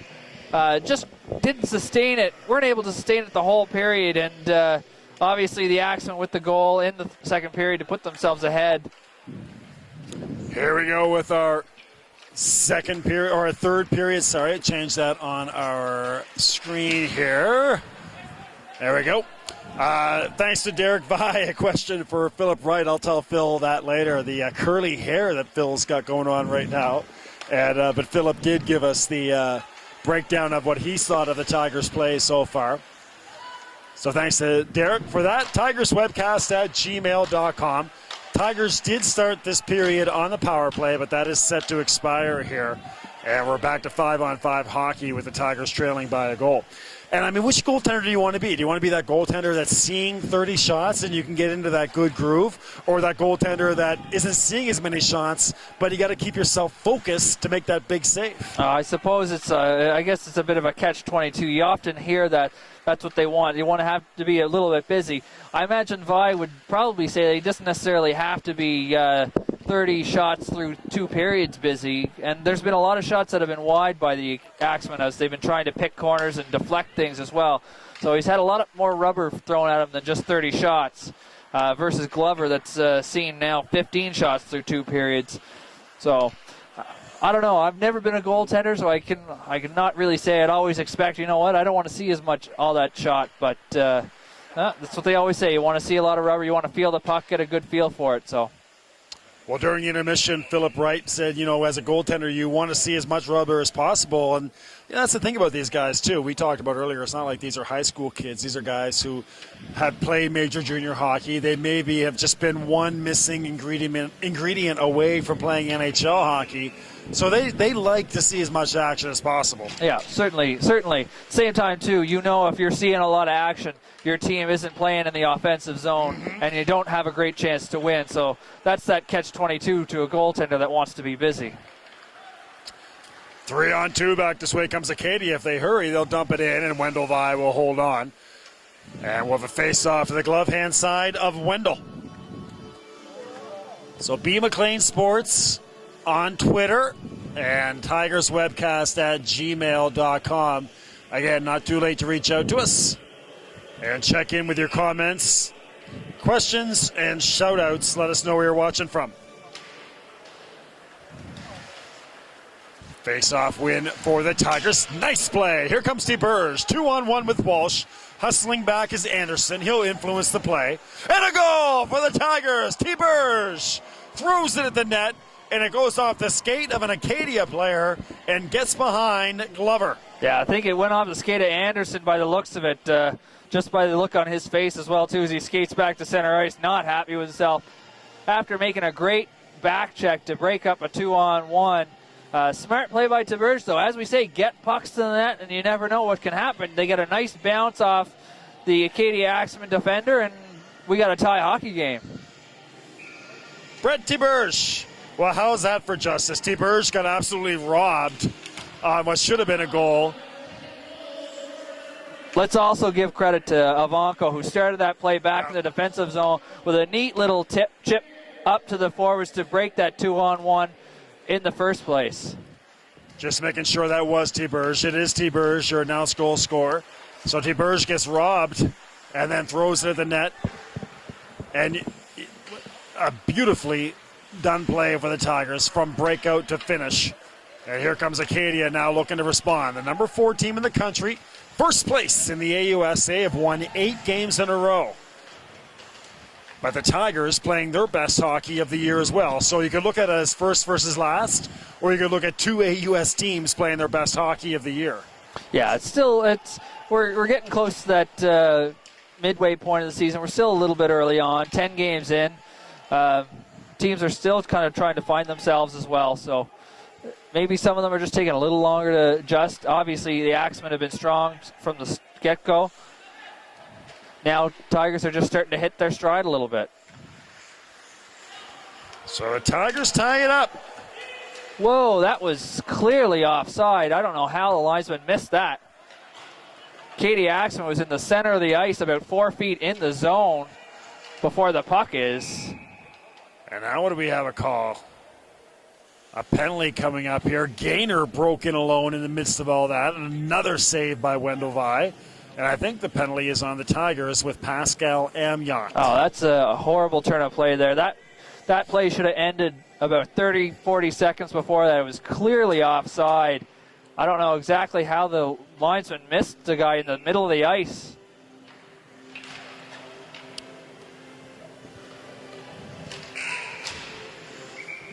And now Glover down with a little bit of an equipment adjustment here.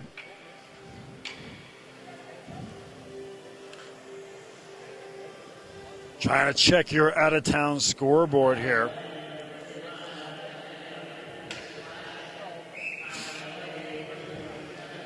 Two minutes, 16:33 left. That clearing attempt gets into the chest of Morin to keep it in. Tight quarters, Clark couldn't finish and cleared away by the Tigers. The game of the night, maybe, in the AUS right here with Joe McDougall and Bill McLean. Thanks for being with us on AUSTV.ca. 3 players on the ice. Finally gets behind there for Wendell Vi. Morin has it on the far side for Acadia. 1:25 left. And that's dumped down. And McInnes actually has a chance to catch it on the line change. But no luck. McInnes a little bit, he's been out there for a little bit. Probably would have changed if he wasn't the lead guy there with a chance to get at that one. Stu, St. Thomas and UPEI tied at 1. Oh, I wasn't quite sure where that was. He took a little peek behind there. But again, squeezed it enough to keep it out. So in the last 3 days, we've seen the St. Thomas Tommies and the Dalhousie Tigers play these division-leading teams very tough on home ice. Well, kind of as you mentioned, a lot of these teams might be coming into these rinks thinking it's going to be a bit of an easy 2 points against the bottom of the conference, taken for granted that these guys are still good quality hockey players. I mean, there's certainly, you have the Acadias, the UNBs that are at the top of this conference, but you can't take anything for granted coming into these Bryans. These guys are still skilled hockey players, and they got pride as well, too. And if you don't give your effort, they're going to make it tough on you. So you got to come every night, and SMU and UNB found that out Wednesday night. Doesn't hurt also when you have goaltenders like Groenheid at St. Thomas and Nadeau and Vi with the efforts they've put in. Yeah, very much so, yeah. Hot goaltenders can win a 1 game any night for you. Pass on the far side for Thompson. No luck, cleared away by the calm and cool Brad McConnell. Talking to a couple of Tigers fans during the break and pretty much echoing the same thing we've seen. We got to see Brad McConnell shoot the puck more once he gets into the offensive zone. Right now he's out there on the penalty kill. Cazzola. A little bit too far there for English. Owens goes far side. Off the bounce is Cazzola. Off the outside of the post with that shot by Helis. Penalty has expired. Back to 5-on-5. Gibbons a blast that's knocked down. And that'll be held on to by Wendell Vi. But again, it's the Tigers, as you said at the end of the second period, the sentiment has to be bodies to the net, pucks to the net. Yeah, exactly. And we saw that with the Tiberge goal. I mean, he just flung it towards the net, and maybe it's a case of that, the goaltender being a little less focused because he's not getting all the action, and it manages to squeak through on him. And all of a sudden, we got a tie hockey game.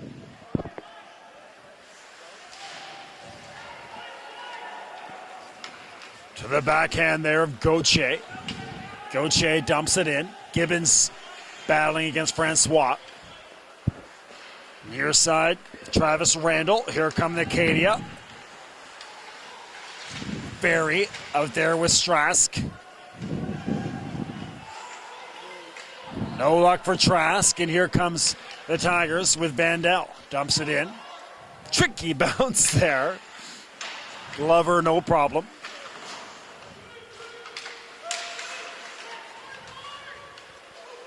Walsh off the stick of Gibbons into the back of the net. Comes back out, so they'll play it.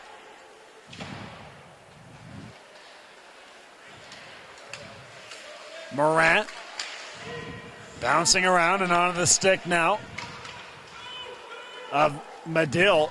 Too far for Tiberge. No icing called. Ivanko trying to spin and fire. Now he gets a shot off. Very similar to that Tiberge shot, but this time it goes wide. 12:58 left in your third period. Deflected and just goes through the crease. Another tight angle shot. So now we're seeing this Tigers team just putting pucks towards the goal. Making smart plays with the puck, not giving it up. This is 5-on-5 hockey right now, and the Tigers have a flurry. Medill comes into pinch, battling on the far side there against Randall. And taken away and just dumped out, and that's going to be icing on Acadia. So the Tigers push back. Yeah, nice shift there by the Tigers. They got it in, got shots to the net, made smart plays to maintain possession, didn't try to do too much with it, and ended up turning it over. We saw some nice strong play. Medill pinching down to try and keep that play alive. Smart play at that time, sensing the momentum was going their way. And now they get the icing and they get a tired line out there, and hopefully they can try and take advantage here.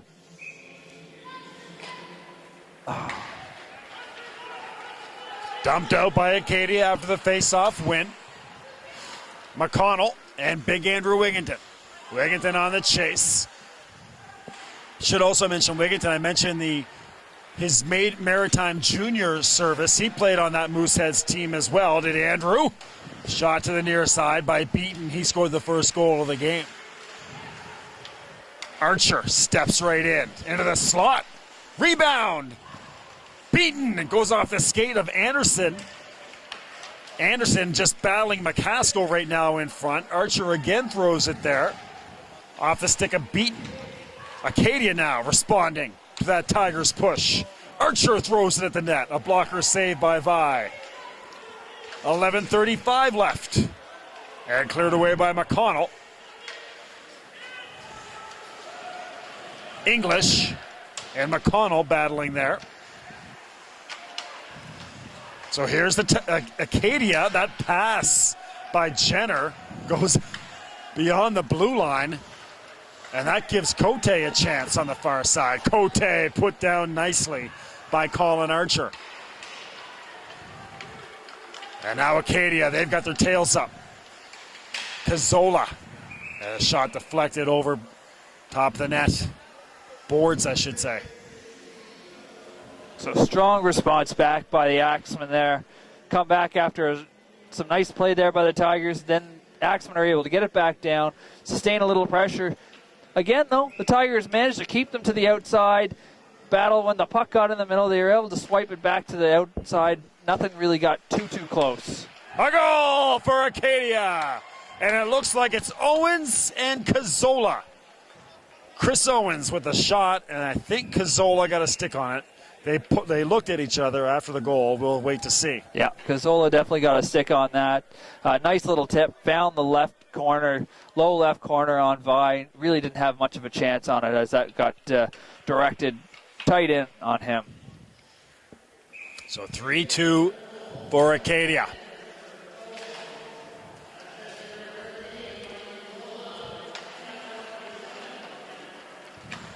Now, I think I heard Owens. It's always hard up here.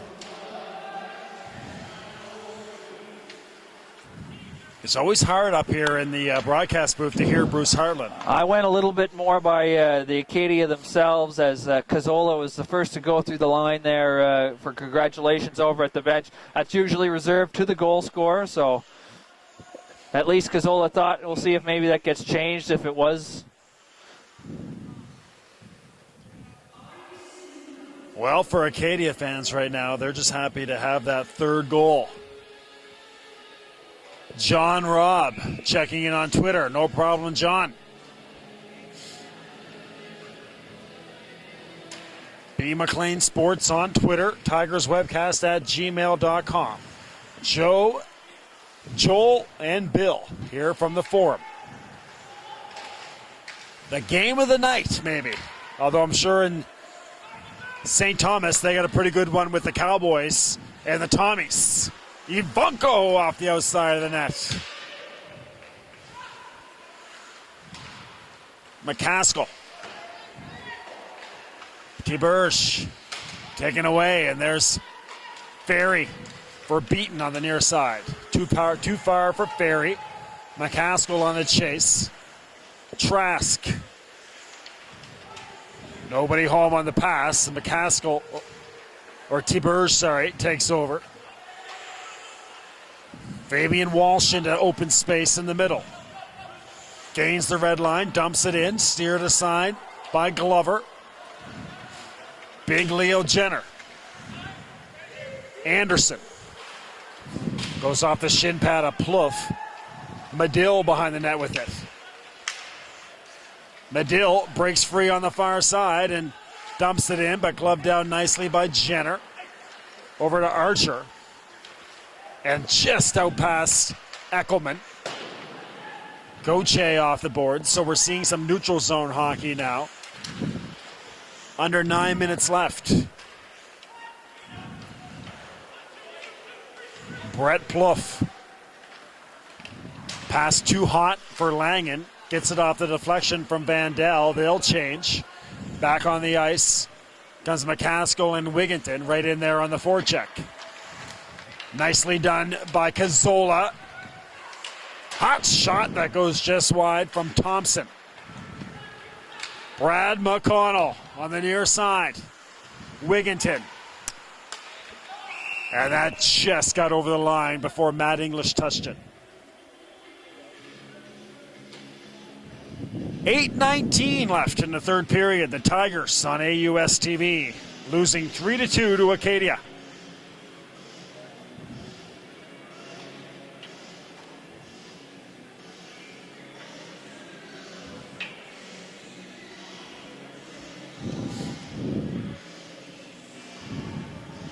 Do the Tigers have one push left?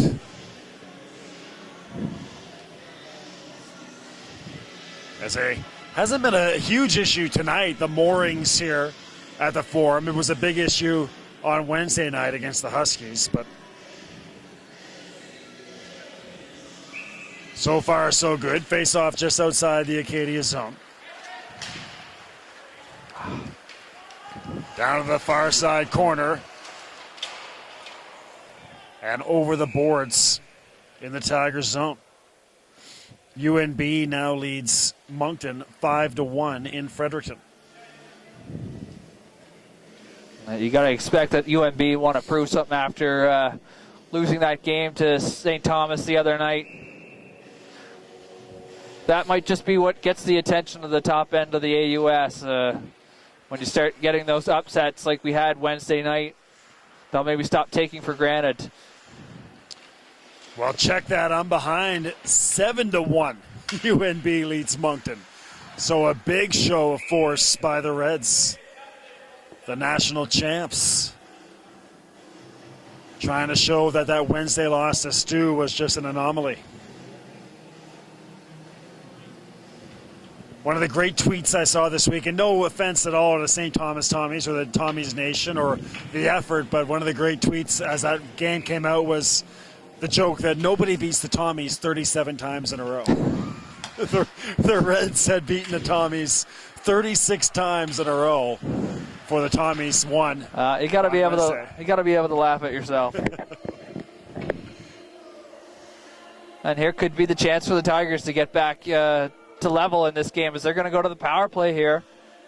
Again, a nice effort on the forecheck forces the Axemen to take a penalty as Owens brings down the Tiger, and we're going to have a little 5-on-4 action for the Tigers here. So a huge chance for Dalhousie.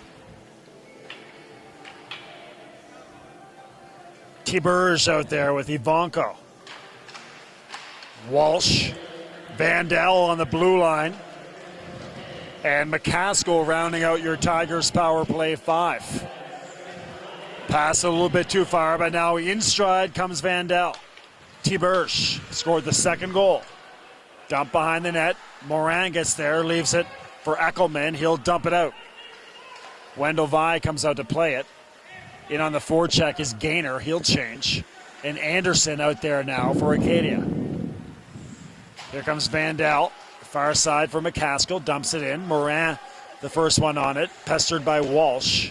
Gibbons can't clear. Vandal on the near side. Switches it to McCaskill. Walsh backhands to Tiberge. Tiberge thought about it. Spins. Soft pass back to McCaskill. 1:05 left in this power play. McCaskill goes off of Gibbons and trying to streak away here is Helis. He's got a man. It's Anderson in alone. And a nice save on the blocker side by Wendell Vi, but do we have a penalty coming up on the Tigers? Yeah, a little bit of slash there on Anderson as he was breaking in alone. And that's going to negate the power play for the Tigers here. Again, though, getting that shot in, that was all started by McCaskill taking the shot, got it way up high, and was blocked by the Axemen who were able to turn it up the other way.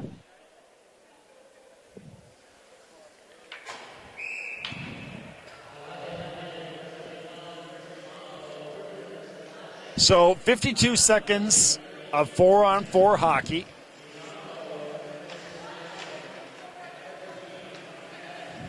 Lots of ice out there. Dump down to the near side corner. Plouffe. English off the skate of Plouffe. Nicely done. Across the neutral zone. Dumps it in. Is Wigginton. Jenner lays out McConnell. McConnell still on his back. And Brad a little slow to get up. He's okay. Actually kind of favoring his left arm. Yeah, that's dangling kind of low there. So hopefully Brad is okay. We'll try to keep an eye on what's going on down there. Tigers bench just below us. Power play has, or the 4-on-4 has expired. Now your penalty kill for the Tigers. Power play for Acadia.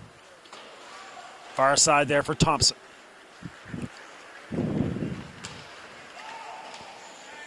Behind the boards. Owens. Helis. Cazzola back up to Owens. Nice little pass there for Thompson. And that shot wired. Goes just wide. Owens again. Former Miramichi Timberwolf.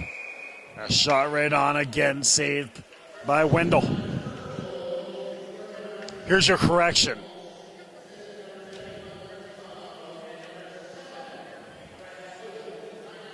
So there's your correction on that Acadia goal. I believe it is Massola. Thompson.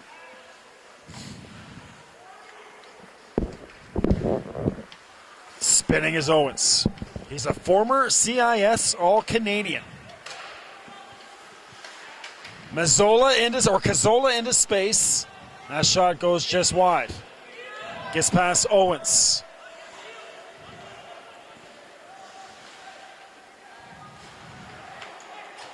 No luck on that pass. Fabian Walsh knocks it right back in. And that's going to be a penalty on Acadia. It's going to be on Gibbons. Tiberge. Wendell Vi already makes his way to the net, or to the bench, but touched by Acadia. But penalty coming up on Gibbons. Well, we're getting down late in there in the third period, so again, another prime opportunity for the Tigers to try and draw a level in this game on the power play. They've had some success moving it around. Neither team has been great on the power play in this game, but we'll see if Dal can do something. I think they're going to call a timeout here. Well, this really is about as big as it gets. I mean, there's 4 minutes left. You have a power play. Interesting to see if McConnell is back to the bench or not. Just trying to look, and I'm not seeing him. He was really favoring, as you mentioned, that left shoulder hanging pretty low. Worst case scenario, you're looking at possibly a dislocation.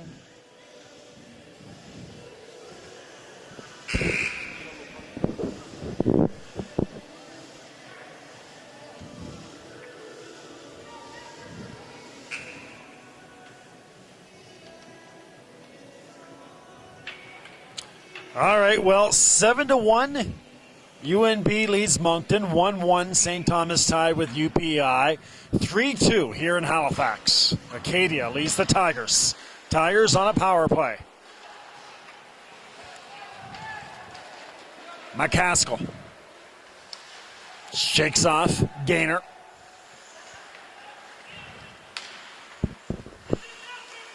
Vandal goes off of Tiberge. 1:35 left. Somebody lost a mitt out there. I'm trying to see who's playing without one. Maybe they made the change before. Vandal. Pass goes just wide. Helis over there. Ivanko, a little bit too far for Vandal, had the right idea, and then Vandal nearly had Walsh back door. Cleared away by Morin. 1 minute left on this critical power play for the Tigers. Burst of speed by Plouffe. Shakes off Eckelman easily. Nice charge here by Brett. Nobody home on the pass. Dan Choice getting some power play time out there. Big Wigginton, so some size on this power play. The net is empty. So the Tigers rolling the dice here. 6 attackers on 4. Trying to get possession of the puck. Eckelman will clear. It is just going to go wide. 15 seconds left. Cote has it. Chris Donnelly pulling out all the stops. Interesting gamble here by the Tigers to pull the goalie here. Now it's going to be back to even strength. I'd almost be interested to see if they try and make a play to change the goalie back on the fly. Plouffe does well to keep the puck as Gaynor lifted his stick. We got another penalty coming up on the Tigers now. Leo Jenner gets wrapped up with Dan Choice. Jenner goes down holding his face. Now Choice went in and he played the body, but it didn't. I'm not sure what they're calling on it, because calling it interference. The puck was down at everybody's feet there. Dan Joyce just came in and took his man out. And we're getting a misconduct here now too. To Alex Cote, I think it is, for chirping. And that's not what they needed. That's the wheels are kind of falling off on that. But so 2 minutes left. Cote will skate over there as well. Yeah, don't like that call. I mean, the puck was in the corner. People were playing it. Joyce went over there and he just took his man off the puck. Wasn't a dirty hit. It was just a good physical hit. The puck was in the feet. I mean, that's what you're supposed to do. So I don't like that interference call, especially when you're down a man. And Oh, it wasn't even a misconduct. He's given him an unsportsmanlike. So they're down by 2. So Acadia can run out this period on a 5-on-3. There is pretty much no discrepancy at all between power play and time left on the clock. Yeah, I don't like that. That's the refs. They're determining the outcome of this game. It likely could have still been an Acadia win, but now Dalhousie has absolutely no chance. So this is a 5-on-3. A minute and a half left. Acadia looking to score what would surely be the deciding marker. Owens is out there with Shemitz. Wigginton and McCaskill and English are your Amyot, sorry, your power play or your penalty kill 3. Cazzola. McInnes a chance to clear. He will. They'll get a fresh 3 out there. McConnell, good to see that. Brad McConnell in on the chase. That means Brad's okay. He's on the forecheck on this 5-on-3. Far side for Thompson. 43 seconds left. Tigers trying to break out 2-on-3. Onside, Langen. McConnell couldn't quite get there, and we may have a 2-on-0 here. Definitely going to be a breakaway with Helis. And a goal for Acadia. Yeah. Helis. 4-2, and that'll surely do it. Yeah, AUS leading scorer isn't going to miss on an opportunity like that late in the game to salt it away. Great pressure, though, by the Tigers to push back on a 5-on-3. Great to see. Almost got something directed to the net, just a hair's breadth away from McConnell getting a stick on that. But it goes back, and that's what's going to happen, though, when you're down that many men and you're pushing that hard. So, the third-year player from Georgetown, Ontario, Liam Helis. 4-2 for Acadia. They are going to go on to their 9th consecutive AUS win. Just an unbelievable ride right now for Axemen fans. Beaten. Wendell makes a save.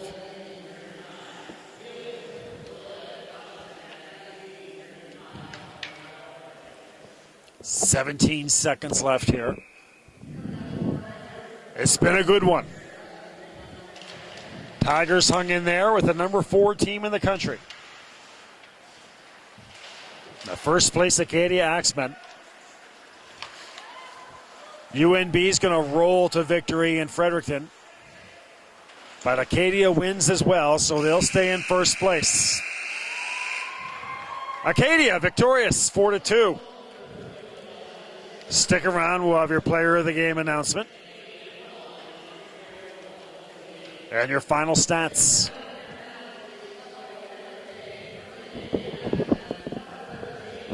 Player of the game is Mike Cazzola. He was outstanding. Had a lot of jump tonight, did Mike? Yeah, it seemed like anything that was getting created from the Acadia side of the rink was really coming through Cazzola. Helis was a strong game as well, but Cazzola seemed to be the spark that was getting everything going. For the Acadia Axemen, they have now won 9 games in a row. And, this is an Acadia team that, again, we mentioned it earlier in the game, we're used to them playing outstanding hockey at this time of the year.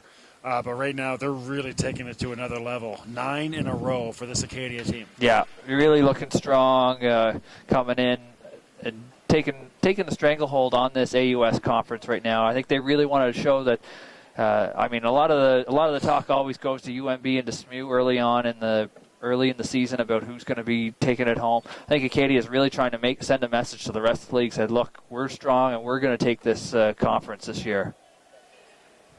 So Acadia will head back to Wolfville with a hard-earned 4-2 victory. Meanwhile, the Dalhousie Tigers, if you're Chris Donnelly, again, in a season where you may just be trying to enjoy stretches or look at wins in positives in a variety of ways, Tigers have now played 3 games in a row of very good hockey. Yeah, you got to try and find the positives. It's trying to find that 60-minute effort.